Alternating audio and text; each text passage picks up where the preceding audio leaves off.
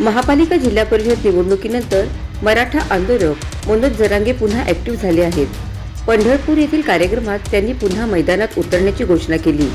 मराठा आरक्षणाच्या विविध बाबींवर त्यांनी सडेतोड भाष्य केले. माझ्या हत्येचा कट रचला जात असल्याचा आरोप मनोज जरांगे यांनी केला आहे. मी मराठा आरक्षणासाठी लढत असल्याने माझ्या हत्येचा कट रचला जात आहे असे ते म्हणाले. मला वैरी समजायला लागले असून माझ्या घातपाताच्या सुपाऱ्या दिल्या जात आहेत, पण मायबाप जनता आहे तोपर्यंत भीती नाही. सरकारच्या तळी उचलणारे म्हणतात आता कोणी सोबत नाही. एकाच गावात येऊन बघ, समाजातील विद्यार्थी उच्च शिक्षण घेऊ लागले आहेत.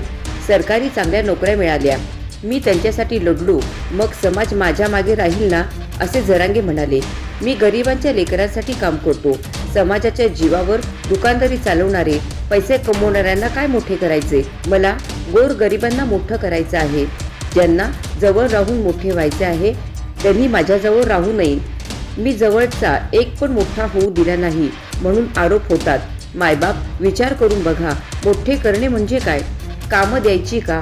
समाजाच्या जीवावर मोठे व्हायचे नाही, असे जरांगे म्हणाले.